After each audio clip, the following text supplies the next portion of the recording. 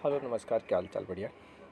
तो आज हमने लिया है प्राणियों में पोषण साइंस। जैसा कि आप लोगों को पता होगा कि हम साइंस कवर कर रहे हैं, और इसके पहले हमने क्लास सिक्स का चैप्टर 1 को कवर किया था। और वो कौन सा चैप्टर था? वह चैप्टर था भोजन और उसके भोजन के आवश्यक घटक था। भोजन के आवश्यक घटक में हम लोगों ने ये देखा था कि किस प्रकार भोजन में अलग अलग पोषक तत्व पाए जाते हैं। जैसे भोजन में कौन कौन से पोषक तत्व पाया जाता था। जैसे एक तो कार्बोहाइड्रेट था, ठीक, कार्बोहाइड्रेट था। दूसरा प्रोटीन था, विटामिन था, खनिज लवण था, ठीक, और उपक्षांश था, ठीक। ये तो हम विटामिन हो गया। इसमें हम ये देखे थे कि जो कार्बोहाइड्रेट होता है वो हमको दिन प्रतिदिन के जो भी काम करते हैं तो उसके लिए ऊर्जा सप्लाई करता है, ठीक। जो प्रोटीन था हमारे बॉडी बिल्डिंग फूड कहलाता है, जो कि हमारे मोटाई लंबाई को बढ़ाने में काम करता है। और जो विटामिन था वो शरीर को विभिन्न रोगों से रक्षा करता है, ठीक। यानी विभिन्न रोगों से रक्षा करने का काम, यानी प्रोटेक्ट करने का काम ये हमारा विटामिन करता था, ठीक। उसके बाद हमने देखा था जल और कुछ खनिज लवण थे, और उपक्षांश जो था अपचे भोजन को शरीर से बाहर निकालता था। जल जो पोषक तत्व थे उसको अवशोषित करने में हेल्प करता था। लेकिन यहाँ पर आज कुछ और मामला है। ये हमने लिया है एनसीईआरटी है, एनसीईआरटी ही है, और हो सकता है कि थोड़ा सा आपको देखने में परेशानी हो, कोई बात नहीं। 7 क्लास का है, जो क्लास है आपका 7 है, और जो चैप्टर है आई थिंक चैप्टर 2 है, ठीक। जो चैप्टर 2 को सीधा 6 से 7 में हम इसलिए आए हैं क्योंकि रिलेशन है 6 और इस चैप्टर 2 में रिलेशन है। अगर आप उस चैप्टर को पढ़ें, पिछला वीडियो पढ़ें, तो ये आपके लिए बहुत अच्छा ढंग से समझ में आएगा। चलिए शुरू करते हैं बिना इधर उधर की बातें किए हुए। तो जो कुछ भी हम भोजन करते हैं तो उसमें बहुत सारे पोषक तत्व होते हैं। तो आखिर उस भोजन का पाचन कैसे होता है? आखिर उस भोजन का पाचन कैसे होता है? पौधों में पाचन तो नहीं है, इसमें केवल जंतुओं के बारे में है। लेकिन जंतुओं में हम केवल पहले मनुष्य पर फोकस करेंगे और दूसरा जीव जंतुओं में देखेंगे, ठीक। तो ये हालांकि बताया जा रहा है और लाइन बाय लाइन हम चल रहे हैं, क्योंकि सस्ता एक बार बढ़िया से पढ़ लीजिएगा ना, उसके बाद शॉर्ट नोट्स पढ़िए, कुछ भी पढ़िए, सब कुछ अच्छा लगेगा। और अगर नहीं पढ़ते हैं ना, खाली इधर उधर से करते हैं, तो फिर बहुत टाइम लग जाएगा आपको। तो महंगा एक बार और सस्ता 100 बार। तो चलिए लंबी यात्रा करते हैं, एक एक लाइन से देखते हैं। तो जैसे आपने अध्याय 1 में पढ़ा है कि वो तो इसकी बात कर रहा है कि हमने इस चैप्टर में तो नहीं पढ़े हैं, लेकिन ये वास्तव में हमारा जो कहानी शुरू होता है यहाँ से शुरू होता है, ठीक। खाद्य अंतर्ग्रहण की विभिन्न विधियाँ, ठीक, मेथड्स हैं। भोजन के अंतर्ग्रहण की विधि विभिन्न जीवों में भिन्न भिन्न होती है। जैसे आखिर हम भोजन ग्रहण कैसे करते हैं, ठीक। अंतर्ग्रहण का मतलब है अगर ये भोजन है तो क्या सभी जीव खाते हैं? क्या सभी जीव मनुष्य की तरह ही खाते हैं? नहीं, ऐसा नहीं है। अलग अलग जीव अलग अलग प्रकार से खाते हैं। भोजन के अंतर्ग्रहण की विधि अलग अलग जीवों में अलग अलग होती है। जैसे मधुमक्खी और मरमर की बात करें, मरमर बोलते हैं हमिंग बर्ड को, जो कि सबसे छोटी चिड़िया होती है। ये क्या करते हैं? पौधों की मकरंद चूसते हैं, ठीक, पौधे की मकरंद को चूसते हैं। मानव एवं कुछ अन्य जंतुओं में शिशु माँ को दूध पिलाती है, ठीक। मानव और कुछ अन्य जंतुओं में देखते हैं कि जो माँ होती है वो अपने शिशु को क्या करती है? दूध पिलाती है। अजगर जैसे सर्प, यानी अजगर जैसे जो सांप होते हैं, अजगर जैसे सर्प वंश के प्राणी अपने शिकार को समूचा ही निगल जाते हैं। क्या? अपने शिकार को पूरा ही निगल जाते हैं और बाद में उसका पाचन करते हैं। तो हम यहाँ पर देख रहे हैं कि अलग अलग जंतुओं में भोजन करने की अलग अलग विधि है। जैसे हमिंग बर्ड है और मधुमक्खी है, जहाँ फूलों को चूषण करते हैं। वहीं मानव में जो माताएँ होती है अपने बच्चों को दूध पिलाती हैं। तीसरा में हम ये देख रहे हैं कि जो अजगर होता है अपने भोजन को टोटल एक ही बार में ग्रहण कर लेते हैं और बाद में धीरे धीरे पचाते रहते हैं, मतलब चबाने उबाने का सिस्टम उसमें नहीं होता है, ठीक। कुछ जलीय प्राणी अपने आसपास के पानी में तैरते हुए खाद्य कणों को छानकर उनका भक्षण करते हैं। जबकि जलीय प्राणी जैसे मछली की बात करें, ठीक, जैसे मछली की बात करते हैं, क्या करते हैं? ये जल में ही जो कुछ खाद्य पदार्थ होते हैं उसको छानकर और उसको खा लेते हैं, ठीक।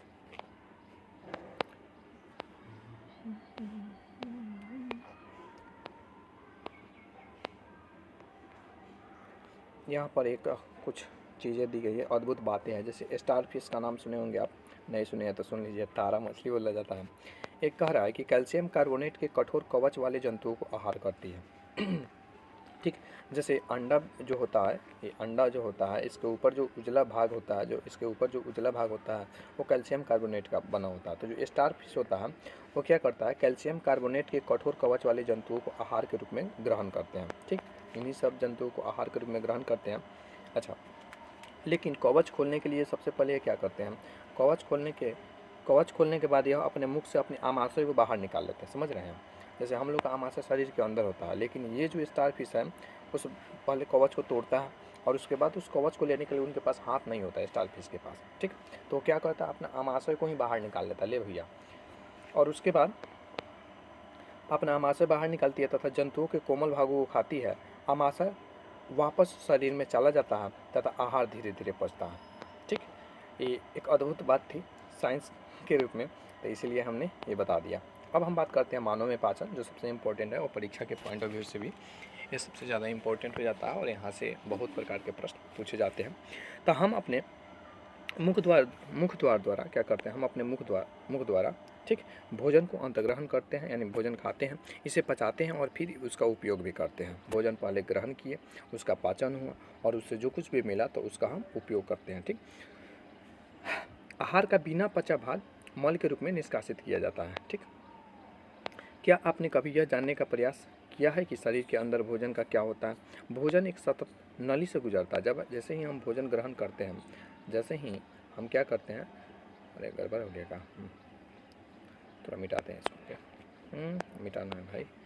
जैसे ही हम भोजन ग्रहण करते हैं, जैसे ही हम क्या करते हैं भोजन, मान लीजिए जैसे ही हम क्या करते हैं भोजन ग्रहण करते हैं, तो ये भोजन क्या होता है, एक नाली के द्वारा नीचे आता है, सरकता हुआ नीचे आता है। ठीक, नीचे सरकता हुआ आता है, मिटाना है।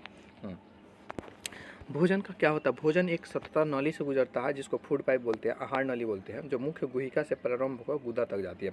इस नाली को विभिन्न भागों में बांटा जाता है। जैसे अगर इतना बड़ा प्रारंभ होता है गुदा में, इस नाली को विभिन्न भागों में बांटा जाता है। जैसे एक मुख गुहिका होती है, ठीक, क्या होती है, एक मुख गुहिका होती है। उसके बाद ग्रास नाली या ग्रासिका होती है, आमाशय होता है, क्षुद्रांत होता है, जिसको छोटी आंत यानी स्मॉल इंटेस्टाइन, बृहदांत्र यानी बड़ी आंत जो मलाशय से जुड़ी होती है, मल द्वार अथवा गुदा। क्या यह बहुत लंबा मार्ग नहीं है? ये सभी भाग मिलकर आहार नाल का निर्माण करते हैं। इन सभी को जब हम मिला देते हैं, सभी को जब मिला देते हैं तो इसको हम आहार नाली या फिर पाचन नाली कहते हैं और इन सभी को मिलाने के बाद ये इसका निर्माण करते हैं। ठीक, यहाँ पर सुंदर चित्र दिया भी है, हम बेकार प्रैक्टिस कर रहे थे हम। तो यहाँ पर दिया गया है, जैसे ये जो है आपका ये मुख गुहिका है। ठीक, उसके बाद यहाँ पर लाला ग्रंथि का नाम दिया है, ध्यान रखिएगा। उसके बाद ये ग्रसिका है। ठीक, ये जो है ये ग्रसिका का है। उसके बाद अगर हम नीचे बढ़ते हैं तो ये हमारा यकृत है, और यकृत बहुत ही इम्पोर्टेंट होता है। इसलिए इम्पोर्टेंट होता है क्योंकि इसमें विटामिन ए यानी लगभग हर प्रकार का विटामिन संचित होता है। ठीक, विटामिन संचित होता है। ठीक, और इससे पित्तरस का स्राव होता है। ठीक, इससे क्या होता है, पित्तरस का स्राव होता है। और लीवर, हाँ, इसको इंग्लिश में लीवर भी बोलते हैं, ध्यान रखिएगा। ठीक, उसके बाद अगर हम बात करते हैं तो ये हमारा आमाशय है, जहाँ भोजन का पाचन होता है और सबसे पहले हाइड्रोक्लोरिक अम्ल यहाँ से निकलता है। ठीक, ये 17वीं बीपीएससी में पूछा भी हुआ था। उसके बाद यहाँ देखिएगा तो ये अग्न्याशय होता है, यहाँ पर ये अग्न्याशय है और यहाँ पर 3 प्रकार की कोशिका का संचार होती है, अल्फा, बीटा और आई थिंक एक शायद गामा ही है हम, जिसमें जो बीटा कोशिका है वो क्या करती है, वो ग्लूकोज को नियंत्रित करने का काम करती है। ग्लूकोज यानी कार्बोहाइड्रेट को नियंत्रित करने का काम करते हैं। और अगर इसका स्राव सही से नहीं होता है, कम होता है, तो इसकी कमी के कारण मधुमेह रोग होता है, यानी डायबिटीज होता है, ध्यान रखिएगा, मधुमेह रोग होता है। ठीक, अग्न्याशय को मिश्रित ग्रंथि भी बोला जाता है क्योंकि यहाँ से एक हार्मोन का और पाचक रस का स्राव होता है। ठीक, यहाँ पर लैंगर की दीपिका भी देखी जा सकती है। लैंगर हैंस एक प्रकार के वैज्ञानिक थे जिन्होंने इस प्रकार के एक आइलैंड्स का स्ट्रक्चर होता है उसको देखते हैं। यहाँ पर आप मलद्वार देख सकते हैं, ये हमारा मलद्वार है। और ये जो आप देख रहे हैं ये बड़ी आंत है। ठीक, ये बड़ी आंत है।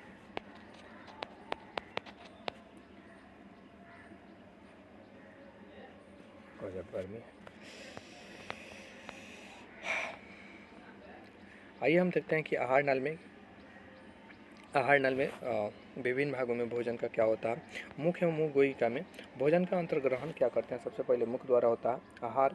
शरीर के अंदर लेने की क्रिया को क्या कहते हैं, अंतर्ग्रहण कहते हैं। आहार को शरीर के अंदर लेने की प्रक्रिया को क्या कहते हैं, अंतर्ग्रहण कहते हैं। अच्छा, जैसे ही भोजन हमारे मुख में पहुंचता है तो वहाँ पर ये दांत खड़ा होता है। आज कुटाई पिसाई करने के लिए इस दांत को अगर हम देखें तो इसमें दांत से संबंधित कुछ बातें हम बता देते हैं। जो दांत का जो सबसे बाहरी परत होता है इनामेल से बना होता है, ठीक, और सबसे कठोर पदार्थ होता है, ठीक, इनामेल से बना होता है। अच्छा, हमें दो सेट दांत मिलता है। एक तो हमारा दूध का दांत जिसको मिल्क टीथ बोलते हैं और दूसरा परमानेंट यानी अस्थायी दांत होता है। जो दूध का जो दांत होता है वो 20 होता है और जो मनुष्य में अस्थायी जो दांत होता है वो 32 होता है, ठीक। जो मनुष्य में अस्थायी दांत होता है वो 32 होता है, ठीक। हालांकि अब तक बीपीएससी में स्पेशली दांत से संबंधित प्रश्न नहीं पूछा गया, लेकिन जीभ से संबंधित प्रश्न को पूछ लिया गया है, ठीक। जीभ से संबंधित प्रश्न को पूछा गया, ठीक। तो इसमें अगर हम बात करते हैं, सबसे पहले हम किधर से आए, इधर से आते हैं। जैसे ये जो है ये आप देख पा रहे हैं यहाँ पे, ठीक। ये 3 का जो ग्रुप होता है, लास्ट से 3 का जो ग्रुप होता है इसको बोलते हैं च्वर्णक, ठीक। इसको बोलते हैं च्वर्णक बोलते हैं। और इसके बाद वाला जो 2 ग्रुप दिखता है उसको बोलते हैं अग्रच्वर्णक। इसके आगे है, च्वर्णक के आगे होने के कारण इसका नाम देते हैं अग्रच्वर्णक, ठीक। उसके बाद जैसे ही हम बढ़ते हैं तो उसके बाद दिखता है रदनक, ठीक। उसके बाद क्या दिखता है, उसके बाद दिखता है हमको रदनक दिखता है। और रदनक एक सेट इधर होता है और एक सेट इधर होता है, और 2 नीचे है तो 2 ऊपर भी होगा, सीधी सी बात है। ये हमको 2 चीज़ें दिख जाता है रदनक के रूप में, ठीक। अब हम बात करते हैं कृंतक की, जिससे हम काटने का काम करते हैं। ये जो शुरू वाला 4 जो दांत होता है, जो शुरू वाला जो 4 दांत होता है, ठीक, ये हमारा क्या कहलाता है, ये हमारा रदनक कहलाता है, ठीक। ये हमारा रदनक कहलाता है, ठीक। आगे बढ़े। हमारे मुख में लाला ग्रंथि होती है। क्या होती है, लाला ग्रंथि यानी लार ग्रंथि होती है, जो कि लाला ग्रंथि होती है। हमारे मुख में लाल ग्रंथि होती है जो लाला रस यानी लार ग्रंथि जो होती है लाल रस का स्रावित करती है। क्या आप जानते हैं कि लाला रस का भोजन पर क्या प्रभाव पड़ता है? हाँ, ये जानना जरूरी है कि आखिर ये जो लाला ग्रंथि यानी जो लार ग्रंथि है, जो कि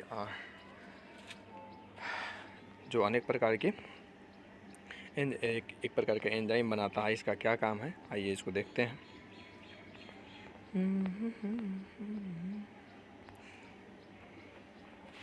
लाला जो रस होता है ना, लाला जो रस होता है चावल के मंड को शर्करा में बदल देता है। चावल के मंड क्या होता है, एक प्रकार का कार्बोहाइड्रेट ही है, उसको किस चीज़ में बदल देता है, तो उसको मंड को शर्करा में बदल देता है, ठीक। मंड को शर्करा में बदल देता है, ओके। लाला रस, ओके। जीभ एक मांसल पेशीय अंग है जो पीछे की ओर मुख गुहिका के आधार तल से जुड़ी होती है। इसका अग्रभाग स्वतंत्र होता है और किसी भी दिशा में मुड़ सकता है। बीपीएससी में किस प्रकार का क्वेश्चन पूछा था? हालांकि ये जीभ का तो हमें पिक्चर मिला, लेकिन स्पष्ट रूप से लिखा हुआ नहीं था। हालांकि हम कुछ लिखने का प्रयास किए हैं। जो सबसे अग्रभाग होता है, जो सबसे आगे वाला जो भाग होता है, जो यहाँ पर जैसे हम कुछ कलाकारी करते हैं, ये जो भाग होता है, सबसे आगे वाला जो भाग होता है वो क्या होता है, वो मीठा होता है, ठीक। उसके जस्ट बगल वाला जो भाग होता है, यानी सबसे पहले हमें कोई भी चीज़ मीठा है इसकी पहचान होती है, हम जीभ का अगला भाग निकालें और इसको अगर हम टेस्ट करते हैं तो देख पाते हैं कि मतलब महसूस कर पाते हैं कि ये मीठा है, ठीक। उसके जस्ट बगल में नमकीन होता है। मिठाई हो और नमकीन ना हो तो मज़ा ही नहीं है। तो इसके जस्ट बगल में क्या होता है, नमकीन होता है, ठीक। उसके बाद अगर हम बात करते हैं, यहाँ पर दोनों साइड में ये वाला और ये वाला, ये होता है खट्टा, ठीक। मीठा हो गया, ठीक। उसके बगल में नमकीन हो गया, एक खट्टा हो गया, ठीक। और जो लास्ट वाला जो भाग होता है ना, जो लास्ट वाला जो भाग होता है, ये सबसे इधर वाला जो भाग होता है, ये वाला जो भाग होता है, ये होता है करवा, ठीक। यानी जब भी हम करेला वगैरह खाते हैं तो लास्ट में पता चलता है, या फिर मरचा उर्चा खाते हैं तो लास्ट में पता चलता है तीखा भी था, ठीक। शुरू में नहीं पता चलता, लेकिन जैसे ही कोई आइसक्रीम हो गया तो शुरू में ही पता लगाते हैं वाह कितना मीठा है, ठीक। तो इस संरचना के आधार पर ही हम पता करते हैं। और ऐसा इसलिए होता है क्योंकि यहाँ पर बहुत सारे टेस्ट बर्ड्स होते हैं, यानी स्वाद कलिकाएँ होती है। क्या होती है? स्वाद कलिकाएँ होती है,